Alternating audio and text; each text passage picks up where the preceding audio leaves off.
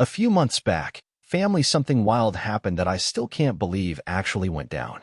My name is Lena, and I have been married to my husband, Ethan, for 7 years now. We live down in Austin, Texas, and life's been good to us. We both put in the work, have a cozy home, and while we are not rolling in money, we are doing just fine. Comfortable, I would say. But being comfortable has made some folks in Ethan's family think we are made of money. One person in particular, his sister, Vanessa, has always been a problem. She is that one relative who is always dealing with some drama, always broke, and somehow always needing help. For the longest time, Ethan would feel bad and lend her money. I stood by him at first, but after she kept taking and never paying back, I finally said enough is enough. We made it clear to her about no more loans, no more bailing her out. We are not a bank. We are not her emergency piggy bank. And I guess she did not take too kindly to that. So this one weekend, Ethan's parents invited everyone over to their place in San Antonio for a barbecue. Nothing big, just burgers on the grill, cold drinks, and some family time. Honestly, I did not even want to go. I knew Vanessa would be there, and whenever she shows up, things tend to get tense. But Ethan wanted to keep things smooth with the family, so we went. We had not even been there an hour when Vanessa pulled me off to the side. She leaned in close, real serious, and whispered something that shook me. She said, "Get Ethan to loan me $50,000, or I will ruin his reputation." At first, I let out a laugh. I thought she was messing around. But then I saw her face, dead serious, not a hint of a joke. I froze. I could not even get words out for a second. Then I asked her straight up, "What are you even talking about?" She gave me this smug little grin and said, "You would not want Ethan's secret getting out, would you?" Now let me tell you, Ethan is the most honest, no-nonsense man I have ever known. He does not keep secrets. If he had something shady going on, I would already know about it. So I crossed my arms and asked her, "What secret?" Vanessa just cocked her head like she was thinking real hard, then leaned in and whispered, "If you do not help me, you will find out." That was it for me. I stood tall, looked her dead in the eye, and said, "We are not giving you a single dollar, Vanessa. I do not know what you are trying to pull, but it is not going to work." She gave this little shrug and said, "You will change your mind," then turned around and walked off like nothing happened. I just stood there, heart racing, trying to make sense of what I had just heard. I knew I had to tell Ethan. So, on the drive home, I laid it all out for him, every word, just like it happened. Ethan just chuckled when I told him, shook his head like I had just told a bad joke. "Vanessa? She wouldn't go that far," he said. "Come on." I turned toward him in the car, my jaw clenched. "Ethan," I said, as serious as I could be. "She literally threatened to ruin your name if you didn't give her $50,000. He just grinned like I was being dramatic. "Lee," he said, his nickname for me. "If she had something to use against me, I'd know it." And that right there is Ethan in a nutshell. He always tries to find the good in people, especially when it comes to his family. I admire that about him most of the time. But in moments like this, it drove me absolutely crazy. He thought Vanessa was bluffing, just acting out, trying to scare me. But something about it didn't sit right with me. I could not let it go. What if she wasn't bluffing? What if she had gone so far off the rails that she really cooked something up? I needed answers, and I needed them now. The next day, I sent Vanessa a text message. "Been thinking about what you said. You got any proof?"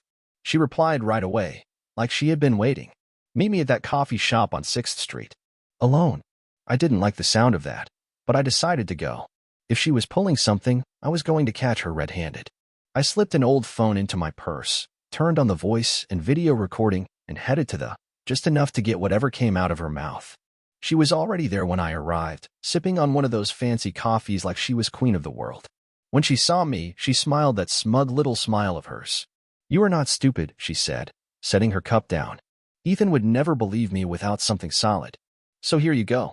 She pulled out a small USB drive from her bag and slid it across the table like it was no big deal. "Everything you need is on there," she said, still grinning. "Now do the right thing. Make sure Ethan sends the money." I kept my face straight as I picked it up. "And what exactly is on this?" I asked her. She leaned forward, lowered her voice. "Let's just say it's some emails between your husband and another woman. A few texts. Some photos. It looks pretty convincing." My stomach turned, but not because I believed a word of it. I knew Ethan. I knew this was all fake. Vanessa was trying to make it look like he had been cheating on me. I gave her a quick nod, like I was thinking it over. "I need to take a look at it first. Then we'll talk." She leaned back, took another sip, cool as ever. "No problem. Just don't take too long. I walked out of that cafe with my hands shaking. I had the USB drive. I had the recording. Now I just needed to show Ethan what his sister was actually willing to do. When I got home, Ethan was sitting on the couch watching television, completely clueless about what had just happened. I dropped my purse on the counter and showed the USB drive. She gave me this, I said, my voice calm but my whole body buzzing. She says it proves you cheated. Ethan sat up, his eyebrows pulled tight. What? I tossed the drive on the coffee table like it was something toxic. She claims it's got emails, text messages, and pictures. Says you have been having an affair. His face went white. Not the kind of white that says I got caught, but the kind that says I can't believe this is happening. Lena, he said, slow and careful, like he wasn't sure if I believed him. You don't actually think. I cut him off. Of course not. I don't believe any of it, Ethan. But you said she was bluffing. Look at this. I pointed at the USB. This isn't just talk. She actually put this together. She planned it. He stared at the drive like it was a live grenade, ticking down to something awful. Ethan did not say a word. He just grabbed his laptop, slid the USB drive in, and opened up the files. The first folder was named Read This First. Inside was a simple document. Just one line. If you want this to disappear, $50,000 will take care of it. Ethan let out a heavy breath, like it knocked the wind out of him. She really went through with this, he muttered. I sat beside him, heart pounding. Keep going, I said. He opened another folder labeled Messages. Right away, we saw the text exchanges she had faked. They were supposedly from Ethan's number, same area code. Even the last few digits matched, but there was something off about them.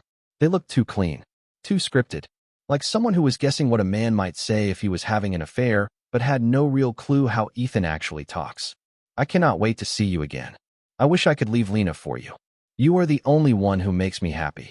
My stomach turned. I knew they were fake, but that did not stop the anger from boiling up inside me. Then came the emails. Some were said to be from Ethan's work email, others from some personal address we had never seen before. All of them followed the same phony pattern, emotional messages full of fake confessions and cheesy lines. Ethan's fingers were trembling as he scrolled faster and faster. Then he clicked into the last folder. Photos. And that is where it got even worse. There were images of Ethan, well, his face, anyway, pasted into pictures with some random woman. Some looked innocent enough, like he was sitting with her at dinner or outside a hotel. But others? They crossed the line. Explicit. Unbelievable. Ethan slammed the laptop shut and jumped up so fast the chair nearly tipped over. His hands were balled into fists. She actually did it, he said, voice low, shaking with rage. She tried to blow up our marriage. I felt sick. She did not just try. She thought I would fall for it. He began pacing the room, rubbing his face like he was trying to wake up from a bad dream. How in the world did she even get these pictures of me? Then it clicked. She stole them, I said. From your social media? From mine, too. She grabbed photos and edited them. Ethan ran both hands through his hair, trying to steady himself. This is unbelievable. I nodded. Yeah. And now we have to figure out how to deal with it. Before we could talk it through, his phone started ringing. It was his mom. He answered, and the moment he did, I could hear her voice yelling through the speaker, panicked and confused. Ethan, thank God you picked up. You need to get over here right now. Vanessa is saying all kinds of things about you, about Lena. She's crying, saying you're threatening her. My mouth dropped open. Ethan's face turned bright red. What? We haven't even spoken to her, he said. She called us about an hour ago, his mom continued. She said you hacked into her accounts, that you're trying to frame her for something. Ethan, what is going on? I stared at the phone in disbelief. Vanessa must have realized we had the proof, and instead of panicking, she flipped the story. Ethan was fuming. Mom, he said, steady but furious. Vanessa is lying. She tried to blackmail us. She demanded $50,000. Silence on the other end. Then his mom spoke again, much quieter this time. You need to come here. Right now. Ethan ended the call and looked at me, eyes hard. She's getting ahead of it. I grabbed my coat. Then let's stop her. It ends today. The car ride to his parents' place was dead quiet. I could feel the anger radiating off of him. His jaw was so tight, I thought he might crack a tooth. He had both hands gripping the steering wheel like he wanted to snap it in two. Me? I was stuck somewhere between fury and disbelief. I honestly thought Vanessa would panic once she realized we had the goods on her. Maybe she'd cry. Maybe she'd beg. But nope. She went all in. Made herself out to be the victim. Told Ethan's parents we were the ones stirring up trouble. I glanced down at my phone. 10 missed calls. All from Vanessa. I ignored every single one. As we pulled into the driveway, I noticed something that made my heart drop. Vanessa's car was already there. And parked right beside it? A police cruiser. I froze. Ethan's knuckles turned white on the wheel. No, he whispered. She didn't. I swallowed hard. She called the police on us. She really did it. She called the police. We had barely made it up the front steps when the door swung open. There she was, Vanessa, standing in the doorway, trying to look all shaken and scared, like she was some kind of helpless victim. Behind her, Ethan's mom and dad stood, looking confused and worried, like they had no clue what was going on. And inside the living room, a uniformed police officer, arms crossed, watching everything. As soon as Ethan stepped through the door, Vanessa pointed right at him, her voice trembling. There he is. That's him. He's been threatening me. The cop, a tired-looking guy in his 40s, looked between the two of them. Sir, I'm going to need you to come over here for a moment. Ethan didn't move. His face was frozen, like he couldn't believe what was happening. Vanessa kept talking, fake tears rolling down her cheeks. He hacked into my accounts. Stole my personal photos. He's trying to destroy me because I wouldn't give him money. And right there, I realized what she was doing. The officer turned to Ethan. Sir, do you have any devices on you? A phone? A laptop? Ethan let out a heavy breath. My phone's in my pocket. I'm going to need to hold on to that for now, the officer said. That's when I snapped. Are you serious right now? She's the one lying. We have proof. She's the one who tried to blackmail us. The officer held up his hand, calm but firm. Ma'am, I just need to eat. No, I cut him off, stepping forward. You don't get to treat my husband like he's some kind of criminal because his sister's a professional manipulator. Ethan's mother gasped. His dad, who hadn't said a word until that moment, finally stepped forward. Vanessa, he said, his voice low and stern. What is going on here? Vanessa broke into sobs like she had just been caught in some tragic drama. I was scared, Dad. I didn't know what else to do. Ethan has all these pictures of me. He hacked into my stuff. I didn't want him to ruin my life. The officer narrowed his eyes. Do you have any evidence of what you're claiming? Vanessa sniffled. I deleted everything because I was so scared. But I do have a text message. She pulled out her phone and held it out.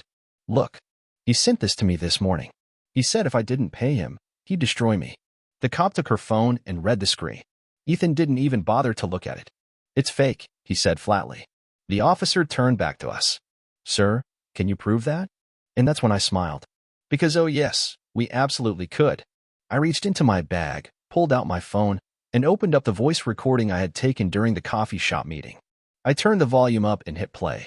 The room filled with Vanessa's voice. Convince Ethan to lend me $50,000, or I'll ruin his reputation. Silence. The entire room went completely still. Vanessa's face lost every bit of color. Ethan's mother covered her mouth with both hands. His dad backed up like he was looking at a stranger. The cop paused the recording and turned toward Vanessa.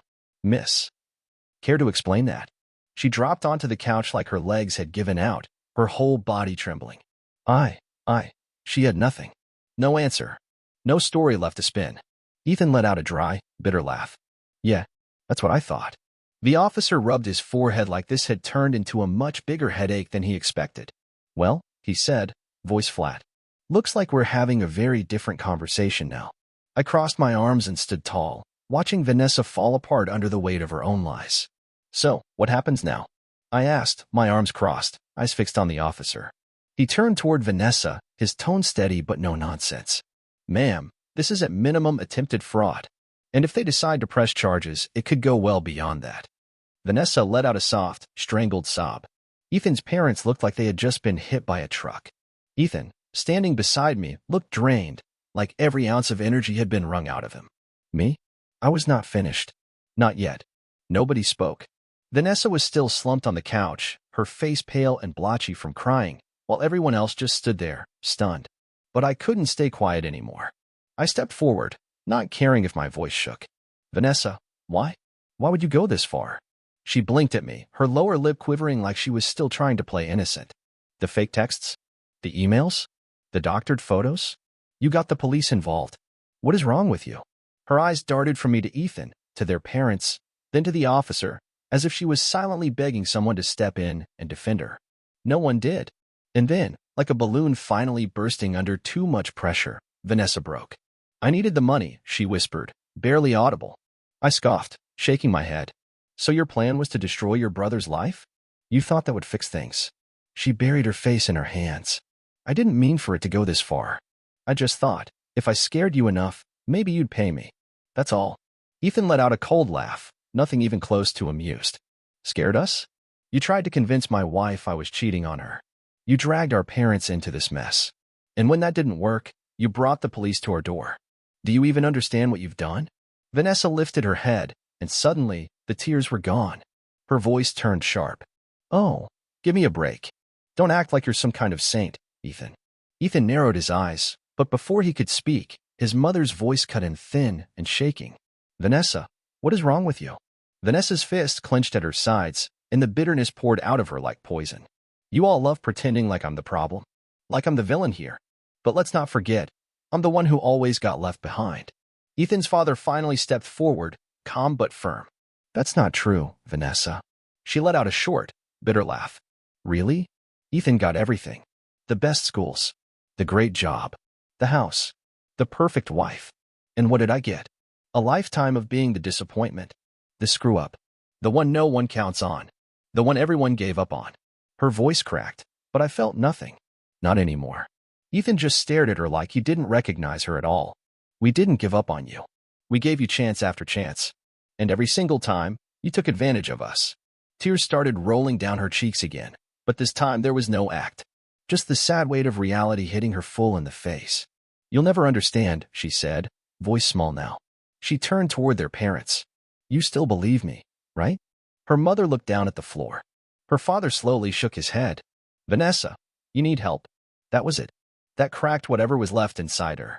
She let out a sob and covered her mouth with her hand, sinking back into the couch like her body couldn't hold her up anymore. The officer looked around the room, his voice quiet but firm. "Mr. and Mrs. Harper, do you want to press charges?" I turned to Ethan. It was his call now. He looked at his sister for a long moment, his face unreadable. Then he sighed, long and heavy. "No," he said finally. "I just want her out of our lives."